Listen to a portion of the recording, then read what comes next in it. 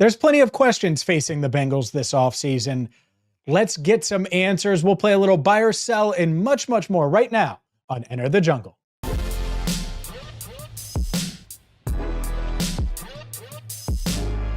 Hi again, everyone, and welcome in to Enter the Jungle. He's Andrew Fox Miller. I'm James Rapien, and we have plenty to get to for you on this gorgeous Tuesday night or weekly on FanDuel Sports. You can catch us every single Tuesday at 8 Eastern right here on Cincinnati Bengals Talk Weekly on FanDuel. And as always, we're brought to you by Garage Beer. Let's dive in, Andrew Fox Miller, with a little buy or sell. By the way, you're not looking any tanner. My man was in Siesta Key for like 5 days. You don't look any tanner. What's wrong with you, man? I thought you were going to come back looking orange, a little orange. We throw some black stripes on you. You look like a true Bengals fan. What's going on? Listen, first of all, genetics, James. you don't spend your childhood as a ginger and then all of a sudden miraculously start getting tan. It's not how it works. Also, but literally just got off a plane to record this. So I feel like you should be, grateful. I feel like I should be showered with, I should get a lot of love in this episode from you specifically. I don't need viewers. They'll do what they want, but you, just saying. Buy or sell, Andrew Fox Miller needs to shower. Bye. Thank goodness we do this virtually and we're not in the same room. All right, let's dive into the Cincinnati Bengals. And Colin Cowherd made an interesting comment last week while you were enjoying your sunscreen in Siesta Key, and basically said that he expects at some point in Joe Burrow's career that he'll demand a trade from the Bengals, ask the Bengals to be traded. And mentioned the front office being small, the scouts, all the typical stuff that Bengals fans are used to hearing. But I do think it's interesting, and we're going to talk a lot about T. Higgins and Trey Hendrickson and the future of these guys in a second. But given how outspoken Joe Burrow has been with T. Higgins and Trey Hendrickson and Jamar Chase and even Mike Gesicki, who we'll talk about today, do you buy or sell the idea that Joe Burrow could ask for a trade, realistically, could ask for a trade at some point in the future? I'm selling on this one. And I'm not even saying that as a fan of this team, or as a fan of Joe Burrow, any of that. I'm saying it as someone who hears what Joe is saying out there. Like, if you believe that Joe Burrow says things with intent, like he means what he says, he said that he loves playing in the NFL for an Ohio team. It seems like he wants this to work long-term, retire as a Bengal. Let's take a step back, everybody, because I do hear this chatter. It's not just from Colin Cowherd, but that reignites it. They made it to a Super Bowl and a conference championship in the 2 seasons that Burrow's healthy. 2024 was the first season they didn't make a deep postseason run with a healthy Joe Burrow. So I understand that brings apprehension. They were with being a top offense in 2024. You can say they were wasted as an offense if you want. That's fair. But speculating that Burrow will demand a trade, that's a huge leap. James, like there's some Palmer era trauma creeping back up, and I sympathize with that. But don't forget how many people said Burrow wouldn't even accept being drafted by the Bengals in 2020. If you want to roll with that whole vibe again in 2024, you want to be on that side of things this time, be my guest. But I'm not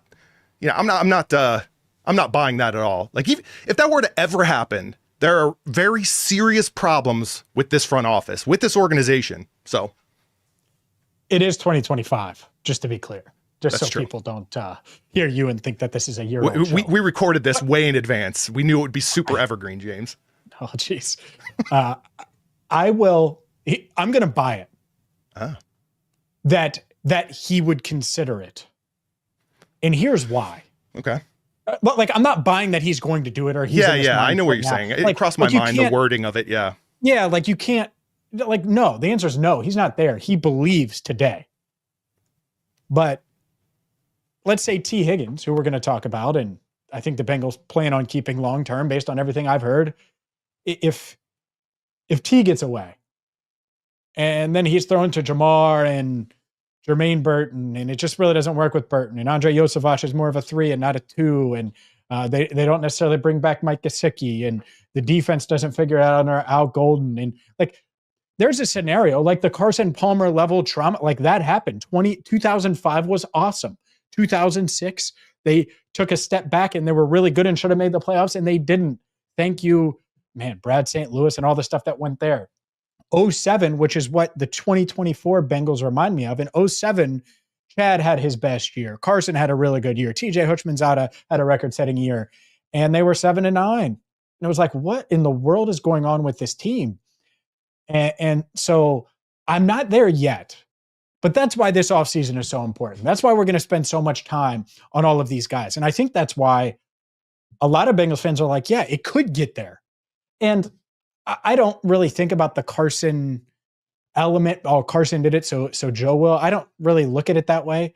But what I do look at it as, you have an elite competitor, an elite quarterback who wants to win and is all about winning. So you got to show him that you're all in on winning. As long as you do that, it doesn't happen. It won't happen. So it's pretty simple. You just do your best to win and go all in on winning. And then I would sell that all day long. Let's continue with buy or sell with one that it's a big one, Andrew. Buy or sell that the Bengals will sign T. Higgins, Jamar Chase, and Trey Hendrickson, the trio, the big three, because I've coined it that. It's a very original term. Do you buy or sell that the Bengals are going to sign all three guys to a long-term deal this offseason? This one is so tough. I think I'm buying on it. It's so close. I don't know that it will happen promptly or that it will be a clean, well-communicated, well-executed negotiation process, right? It just seems so unlikely because of this team's actions through recent and I guess, not so recent history. But I feel like there's more noise than ever from their own quarterback, as we've pretty much established here. And I'm buying this, but I'm not betting on it. If I phrase it that way, that's how we'll be clear about it. I just think with the current market, the free agents that are available right now in this 2025 offseason, it feels like the year that they will have to place an emphasis on keeping their playmakers because they don't have many more extensions like this on the horizon. So maybe just lock this one in for once. So I'm going to teeter towards buy, but nothing would surprise me. I've been sort of criticized, I would say, at least behind the scenes, maybe not public, but at least behind the scenes, because I've said this time and time and time again, whether it's here or on Locked On Bengals or really any platform I've been on, the expectation is that you get all three guys done. Yeah. It's just my expectation. It's the standard. And I know people have a certain thought process with the front office. You even mentioned it with the communication, all of those things. I'm going to buy this.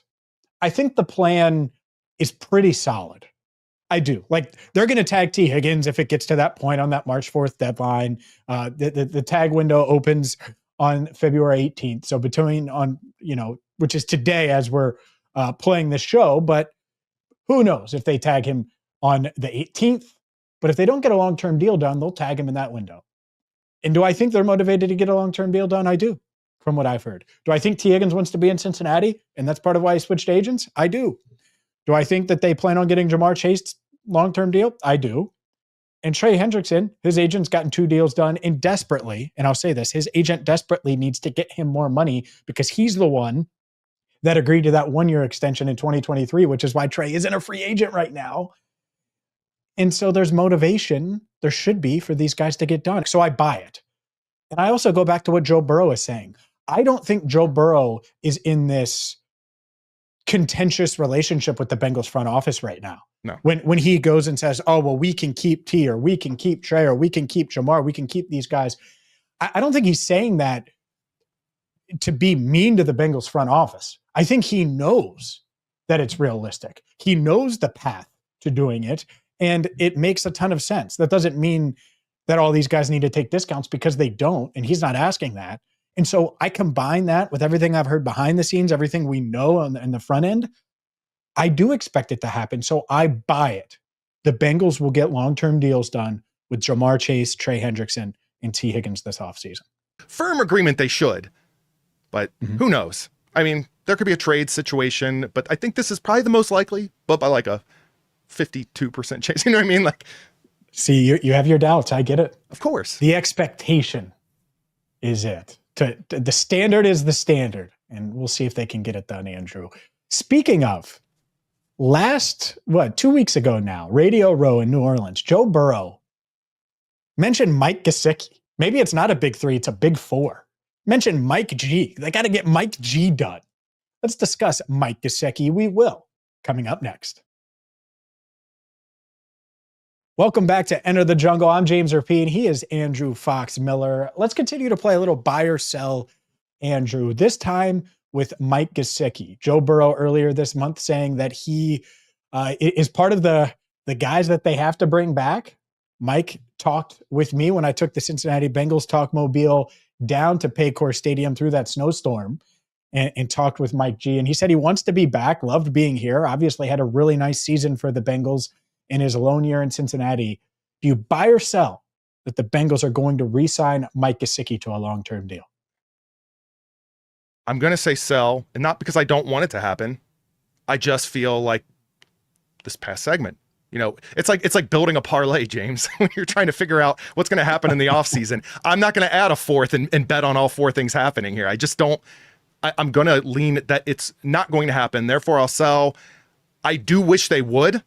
I don't know what they're going to do. If they draft another tight end, you just drafted 2 last year's draft. So how long can this continue? But it's yet another tight end that gets sort of a prove it deal. They prove it, and he's probably going to get paid elsewhere. Yeah, I'm going to sell too. And it's not because Joe doesn't value him. I think at some point you look at it and you got to look at the climate. And the free agent tight end market, it's just non-existent. There aren't many proven guys. And so any team that wants a free agent tight end and a guy that can be a weapon in the passing game, Mike Gesicki is going to be at the top of the list or near the top of the list. And I look at this tight end draft class, and I think there are some starting level tight ends in this class kind of sprinkled throughout. Like Tyler Warren is a stud and will very much be in the first round conversation for the Bengals if he makes it there, which might be breaking news for some people. But get used to hearing Tyler Warren's name. There's a kid from Michigan that's going to be really good and could be a first rounder and is really fluid in the passing game. So there are tight ends in the draft that are interesting, but there aren't a lot of guys in free agency. And so I do think that Mike could end up elsewhere. I do know this too. He is looking for a payday. He played on the tag in Miami. They brought in a new coach, a new offensive scheme. He was kind of phased out. Then he signs that 1-year prove-it deal in New England, and New England's a dumpster fire. Then he signs a 1-year deal in Cincinnati. It works out. He wants to cash in a bit. That might be in Cincinnati.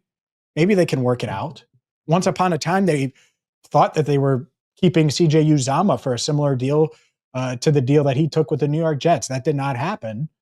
And he chose New York, which is wild to think about. Congrats, by the way, CJ, on the Super Bowl ring with the Philadelphia Eagles. But we'll see. Maybe they could keep him. I would sell it as of now, but it would not shock me at all if they keep Mike Gesicki around long term. One more buy or sell. Germaine Pratt's trade request. Buy or sell that Germaine Pratt has real trade value. Real trade value. Buy or sell that they can trade him for a draft pick. Obviously, that's very dependent on the other teams. I'm going to say sell. I think it could happen, but if I'm going to pick one or the other on this, I'm going to say sell. I mean, the market's there's plenty of options out there. I don't see another team wanting to take on his salary. $5.6 million in base salary due. The Bengals would save that against the cap if they trade or cut him. He has like a $7.9 million cap hit essentially this year. And I think that's where it's tough, is if you're a team, you want to absorb that. Now it would just be the 5.6. So you could go that route. I think it would have to be a team like Carolina that doesn't think it has a really strong free agent presence, and they'd rather just get the guy in the building, and they think that they can get him in there and he can make an impact. I buy that it could happen. I think it is pretty unlikely, like you, because I think the whole world knows that they're cutting him. I think he's gone. And so do you need to trade for, is Germaine Pratt at the talent level? Not that you don't want him on your team, because I do think that there are scenarios where you want him on your team, but at the talent level where you want to give up a future asset to get him on your team on that contract, a lot that goes into it. I would sell that as well. We'll see what happens with Germaine Pratt. More on Germaine, Higgins and Trey Hendrickson next. Welcome back to Enter the Jungle. He's Andrew Fox Miller. I'm James Rapien. And from buy or sell, which we've had multiple buy or sells, to something a little different, just a straight question as we continue here on Enter the Jungle, Andrew. Who's more likely to be traded out of this trio? Higgins, Trey Hendrickson, or Germaine Pratt? Ooh. And here's why it's interesting. T. Higgins obviously has a ton of trade value. Of course. I reported on Monday that the Bengals plan on franchise tagging him. That's going to happen if they need to use that to keep him in stripes, which could lead to a trade. Trey has 1 year left. Basically, earlier this month said, pay me or trade me. Yep. So clearly is open to that. Or Germaine Pratt, who has openly requested a trade, and we wonder if he has any value at all from a trade market standpoint. So that's where I think it gets interesting. Obviously, you're talking about 2 stars and then a guy in Pratt who isn't at their level, but who do you think the most likely of that trio is to be traded? Here's the tricky thing with this answer, James. I was selling that they'd be able to trade Pratt, but I still, in a lot of ways, think he's the most likely of the 3 that would work out, mainly because I think if you trade T, you're essentially going against what Burrow's been asking. You've already locked him in on a franchise tag. I think they're knowing the Bengals. I think they're either going to keep him on the franchise or they'll keep trying to work out a deal. It'll go on for a while, right? Trey is probably my second, slightly behind Germaine Pratt, is likely to be traded, but you've got a new defensive coordinator. So unless he's got some thoughts on what he wants to do with that defensive line that doesn't involve possibly Trey Hendrickson, I just don't see them pulling the rug out from under their new DC. You know what I mean? By trading him. But he would be my second most likely. And it's not a landslide. Germaine Pratt would be a bit of luck, but I think it's probably the more likely. Yeah, I think it's interesting, the strategy that you take here with this answer. I think that Trey is probably the second most likely. Pratt probably the most likely, because if someone offers them a 7th, they take it. Right. And so to your point, that's probably the most likely.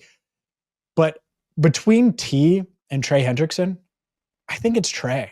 I think you could make the argument that, and not that it's a perfect argument, but if you can take Trey and turn him into a real player, a real guy, plus a pick, let's say, or you take Trey and add a pick and you go get a star, maybe you can do that. I mean, he's the NFL leader in sacks.